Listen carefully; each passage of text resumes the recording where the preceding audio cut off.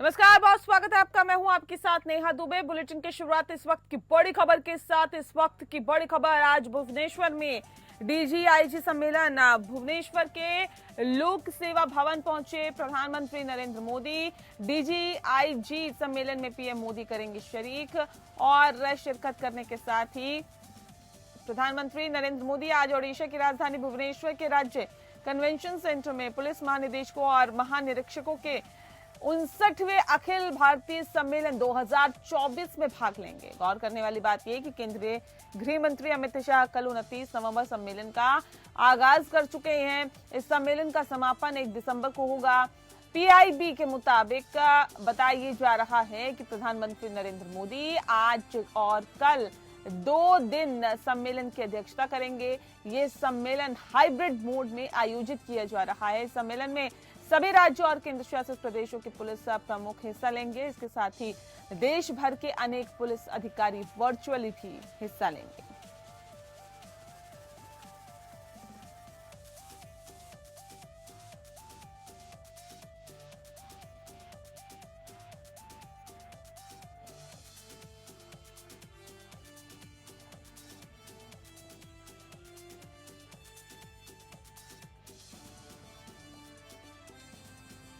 तो भुवनेश्वर के लोक सेवा भवन पहुंचे प्रधानमंत्री नरेंद्र मोदी। 59वें सम्मेलन में भाग लेंगे और प्रधानमंत्री नरेंद्र मोदी 2 दिनों तक यहां पर अपना संबोधन देंगे, यानी कि 2 दिन अपना संबोधन यहां पर देंगे। कल अमित शाह ने सम्मेलन की शुरुआत की थी और आज प्रधानमंत्री नरेंद्र मोदी पहुंचे हैं। पुलिस महानिदेशकों और महानिरीक्षकों के 59वें अखिल भारतीय सम्मेलन 2024 में भाग लेंगे।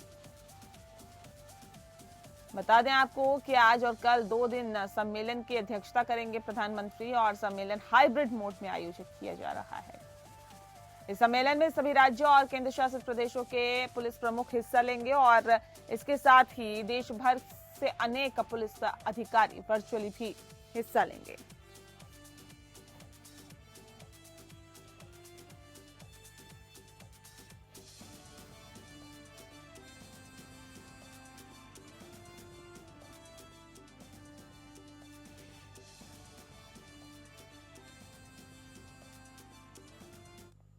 और चलिए इस बीच एक और बड़ी खबर का रुख कर रहे हैं। महाराष्ट्र की सियासत से बड़ी खबर आ रही है। महाराष्ट्र में सीएम पद को लेकर हलचल तेज हो गई है। शिंदे आज ले सकते हैं बड़ा फैसला। शिवसेना शिंदे, जी हां, शिवसेना नेता शिंदे ने दिया है संकेत। एकनाथ शिंदे महायुति के बन सकते हैं संयोजक। महायुति के संयोजक बनने के लिए शिंदे तैयार हैं और बताया भी जा रहा है कि महाराष्ट्र में अभी भी महायुति सरकार के गठन और सीएम पद को लेकर सस्पेंस बरकरार है। उम्मीद की जा रही है कि शुक्रवार को महायुति के नेताओं की मुंबई में बैठक होगी और सीएम के नाम पर मुहर लग जाएगी। इसके साथ ही मंत्रिमंडल बंटवारा और शपथ ग्रहण को लेकर फैसले की उम्मीद भी थी, लेकिन वो उम्मीदें आज भी उसी तरह है।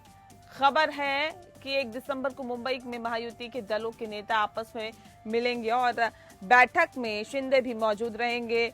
शिंदे अभी सतारा के अपने पैतृक गांव में हैं और वे शुक्रवार को होने वाली महायुति की बैठक से पहले ही मुंबई के सतारा के लिए निकल पड़े थे। इसके पीछे उन्होंने तबीयत नहीं ठीक होने का हवाला दिया था और जो अपडेट आ रही है उसके मुताबिक आज यानी कि बताया जा रहा है कि वह जो खबर आ रही है उसके मुताबिक कहा जा रहा है कि वो अपने गांव से मुंबई लौट आएंगे और उनकी मौजूदगी में ही महायुति की बैठक होगी। महायुति की बैठक से पहले 1 दिसंबर यानी कि रविवार को बीजेपी विधायक दल की बैठक भी होगी। खबर है कि सूत्रों के मुताबिक बीजेपी बैठक में विधायक दल के नेता का चुनाव होगा। उसके बाद दिल्ली में महायुति की बैठक भी प्रस्तावित है।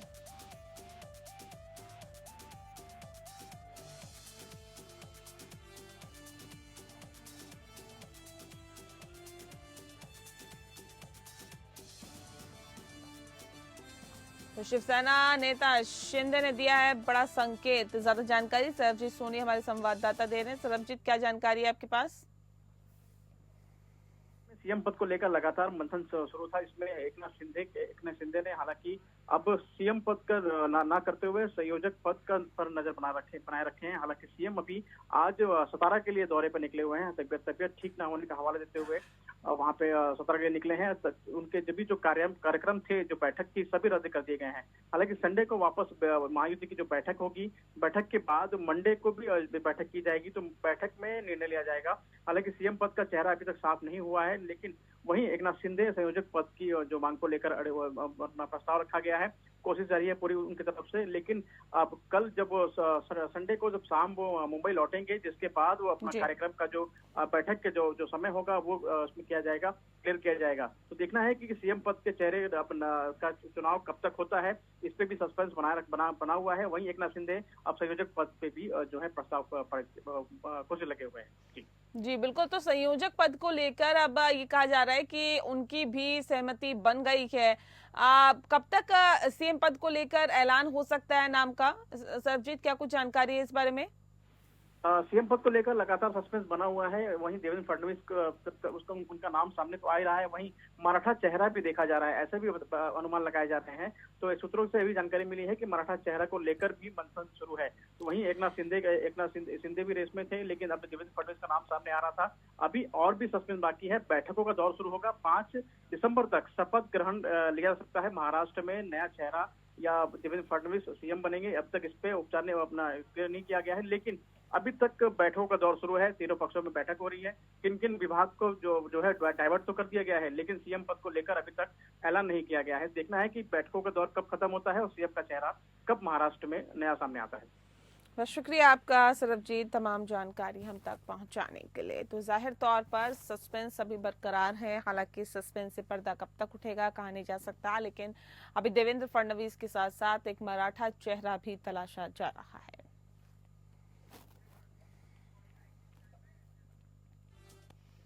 राजनीतिक और सामाजिक ध्रुवीकरण के इस दौर में विवादास्पद घटनाओं का सिलसिला थमने का नाम नहीं ले रहा है। राजनीतिक समर्थकों द्वारा अपने नेताओं की महिमा बढ़ाने और विरोधियों को नीचे दिखाने के प्रयास अक्सर विवाद का कारण बनते हैं। ऐसा ही एक मामला डोंबिवली में सामने आया है, जहां एक स्थानीय नेता ने अपनी हरकतों से माहौल को गर्मा दिया है। डोंबिवली में शिंदे गुट से जुड़े हुए पूर्व नगर सेवक महेश पाटिल ने मुख्यमंत्री योगी आदित्यनाथ की प्रतिमा पर दूध से अभिषेक किया। इसके साथ ही उन्होंने उत्तर प्रदेश के पूर्व मुख्यमंत्री अखिलेश यादव और बताया ये भी जा रहा है कि AIMIM प्रमुख असदुद्दीन ओवैसी के पोस्टर्स पर पेट्रोल डालकर उन्हें आग के हवाले कर दिया। इस घटना का वीडियो सोशल मीडिया पर तेजी से वायरल हो रहा है, जिससे राजनीतिक और सामाजिक बहस छिड़ गई है।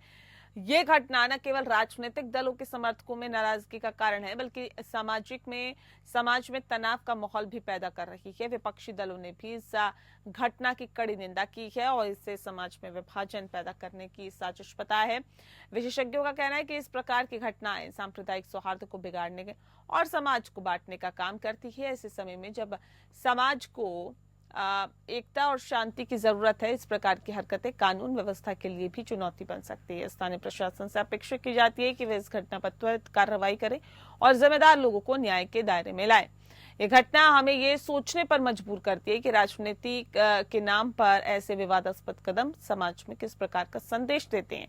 समाज के सभी वर्गों को इन घटनाओं की निंदा करनी चाहिए और सांप्रदायिक सौहार्द बनाए रखने में अपना योगदान भी देना चाहिए। सुनील शर्मा ज्यादा जानकारी के साथ हमारे संवाददाता डोंबिवली से हमारे साथ सीधे फोन लाइन पे जुड़ गए हैं। सुनील, जानना चाहेंगे कहां से शुरू हुआ ये विवाद, कैसे शुरू हुआ, विस्तार से बताएं।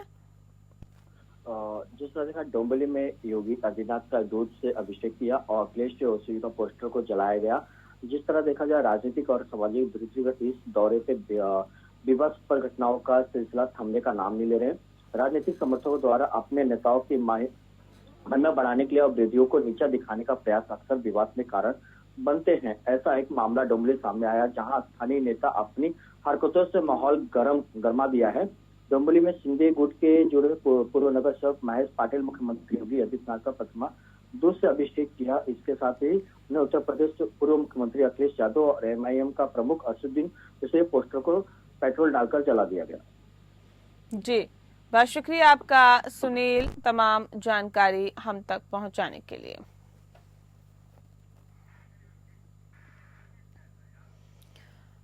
वहीं महाराष्ट्र के उल्लासनगर में 141 विधानसभा क्षेत्र के मतदान के दिन माहौल उस समय तनावपूर्ण हो गया जब पूर्व विधायक सुरेश उर्फ पप्पू कालानी अपने समर्थकों के साथ वर्तमान विधायक कुमार आयलानी के कार्यालय पहुंचे। आरोप है कि कालानी ने आयलानी को बाहर बुलाने की कोशिश करते हुए धमकी दी और अभद्र भाषा का इस्तेमाल किया। इस मामले में उल्लासनगर पुलिस ने पप्पू कालानी सहित 11 लोगों माफ कीजिएगा 21 लोगों के खिलाफ मामला दर्ज कर लिया है। जांच शुरू कर दी है। मिली जानकारी के अनुसार ये घटना 20 नवंबर को दोपहर करीब 3 बजे मधुबन चौक स्थित सचदेव कॉम्प्लेक्स की है, जहां पर विधायक कुमार आयलानी अपने कार्यालय में मौजूद थे। इसी दौरान पप्पू कालानी अपने समर्थकों के साथ वहां पर पहुंचे और आरोप लगाया कि उन्होंने कार्यालय के बाहर खड़े होकर मिर्ची भजिया खाते हुए आयलानी को बाहर बुलाने के लिए अपशब्दों का इस्तेमाल किया है। इस दौरान कालानी पर यह भी आरोप लगाया कि उन्होंने आयलानी की साली मोना नायर के प्रति अभद्र भाषा का प्रयोग किया है। स्थिति को बिगड़ते हुए देख आयलानी ने अपनी साली को कार्यालय के अंदर सुरक्षित कर लिया।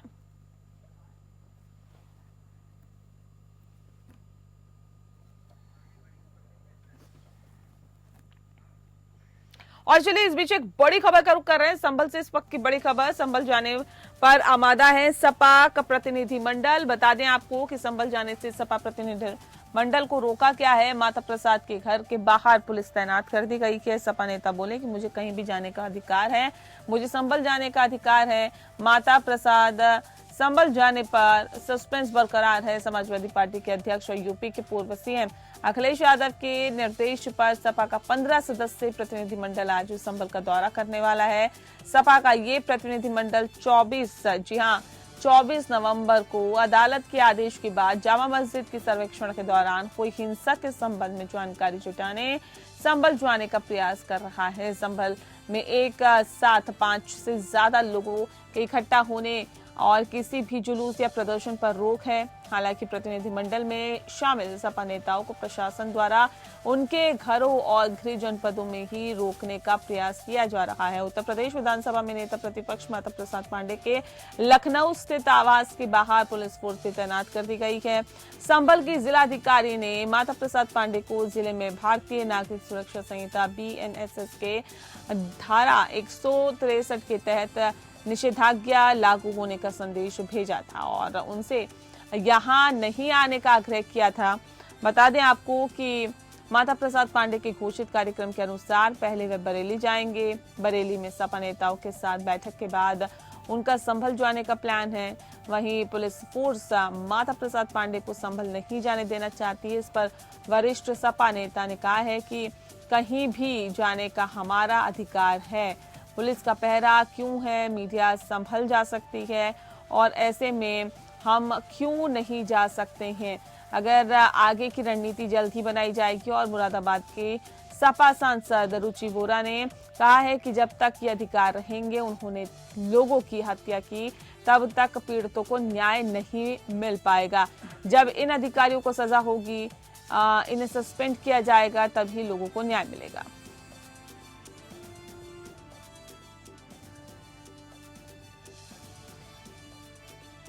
चरण सिंह ज्यादा जानकारी के साथ हमारे संवाददाता फोन लाइन पर जुड़ गए हैं। चरण सिंह, जानना चाहेंगे आपसे कि फिलहाल माता प्रसाद पांडे जाने पर संभल अड़े हुए हैं और पुलिस की तरफ से भी मना किया गया और वहां पर जाने की इजाजत नहीं दी जा रही है। किस तरह से इस पर राजनीति हो रही है, क्या कुछ सपा नेताओं का कहना है और किस तरह की कोशिशें उनकी है और क्या कह रहे हैं, वो कब तक जाएंगे, कब तक जाने की कोशिश करेंगे? चरण जी, मैं आपको बता दूं, संभल में सर रविवार को जामा मस्जिद सर्वे के दौरान एक बलवा हो गया था, जिसमें कुछ लोग तो जो मौत हो गई थी, चाहे तो कुछ लोग घायल हो गए थे और सपा नेता और अन्य नेता भी यहाँ पर जो है आने की कोशिश कर रहे हैं, लेकिन यहाँ जिला प्रशासन ने पूरी तरह से यहाँ प्रतिबंधित कर दिया।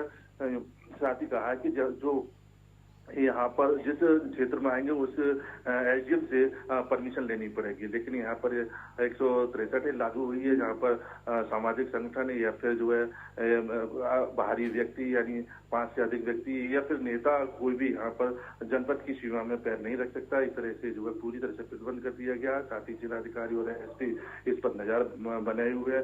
जहाँ देखा जाए तो रात में भी उन्होंने पैदल गश्त की है और उसको लेकर जगह जगह जो है पुलिस तैनात की गई है। साथ ही जो शापा के नेता है उनके आसपास जो है पुलिस लगा दी गई है। इस तरह से जो देखने को मिल रहा है, तो मैं नहीं जानता कि आज यहाँ पर प्रतिनिधिमंडल जो शापा का वो आएगा। ऐसा नहीं है कि शापा के जो नेता है उनके ही रोक लगा दी गई है, लेकिन और भी नेताओं के आने को कह रहे हैं, उन पर भी रोक लगा दी गई है। और भी जो है गिरफ्तार हुए, कल भी एक नेता जो है बरेली की सीमा में गिरफ्तार किया गया है। तो लगातार यहाँ पर जो प्रशासन है कहीं ना कहीं शांति व्यवस्था चाहता है यहाँ पर।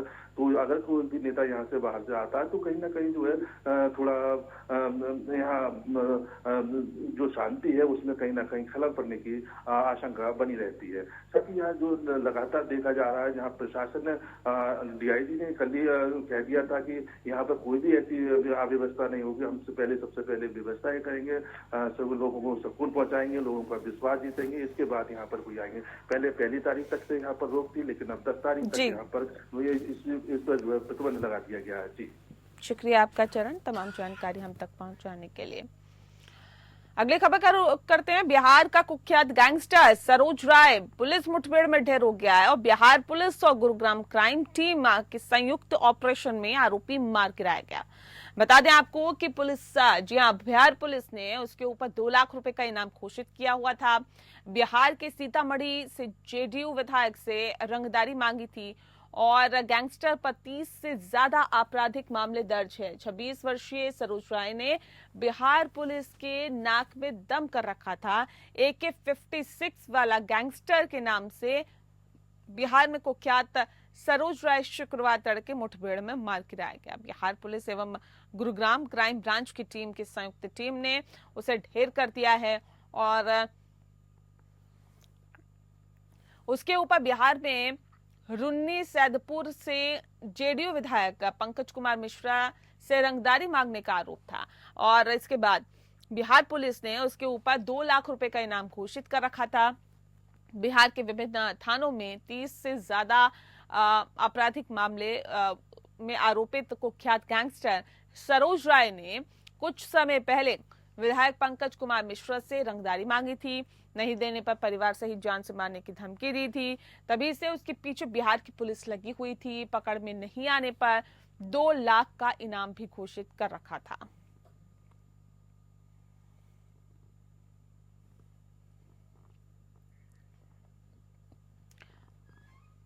तो पुलिस के हाथ एक बड़ी कामयाबी लगी है। बता दें आपको, कुख्यात गैंगस्टर सरोज राय मुठभेड़ में ढेर हो गया है और 2 लाख रुपए का इनामी अपराधी था ये और कई मामलों में, कई थानों में इस पर मामले दर्ज थे और कई आरोप इस पर लगे हुए थे और पुलिस काफी वक्त से इसकी तलाश कर रही थी। बताया जा रहा है कि ये गैंगस्टर सरोज राय विधायक से इसने रंगदारी मांगी थी।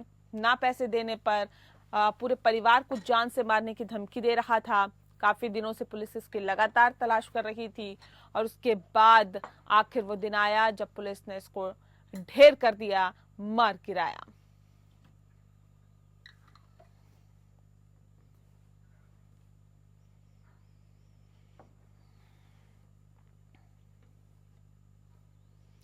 राष्ट्रीय शीतकालीन खेल प्रतियोगिता की मेजबानी उत्तराखंड को मिल गई है, जिसमें संभावित तिथि अभी निर्धारित कर दी गई है। सही समय पर यदि औली में बर्फबारी होती है तो 29 जनवरी से 2 फरवरी तक सीनियर नेशनल स्कीइंग प्रतियोगिता का आयोजन औली में किया जाएगा। भारतीय ओलंपिक संघ के द्वारा उत्तराखंड में शीतकालीन खेल की मेजबानी प्रदान की है। बता दें कि राष्ट्रीय स्कीइंग प्रतियोगिता आयोजित की जाएगी, जिसमें alpine slalom, giant slalom, snowboard, Nordic ski, mountaineering की प्रतियोगिता आयोजित की जाएगी।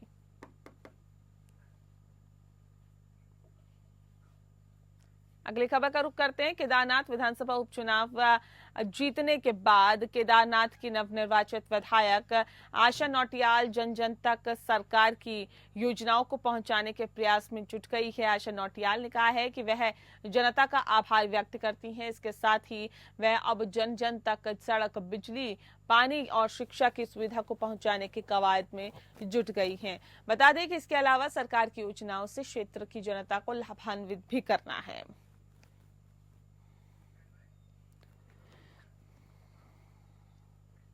अगली खबर का रुख करते हैं हरिद्वार से। अगली खबर, हरिद्वार के अंदर अवैध रूप से चल रही पुरानी कारों की दुकानों पर परिवहन विभाग शिकंजा कसने जा रहा है। परिवहन विभाग की ओर से ऐसे कई यूज्ड कार के डीलरों को नोटिस भेजा गया है जो कि रजिस्टर्ड नहीं है और धड़ल्ले से पुरानी कारों की खरीद फरोख्त कर रहे हैं। जिले भर में ऐसे समय सैकड़ों ऐसे डीलर है जो कि खुलेआम अवैध रूप से कार खरीदते हैं और बेचते हैं।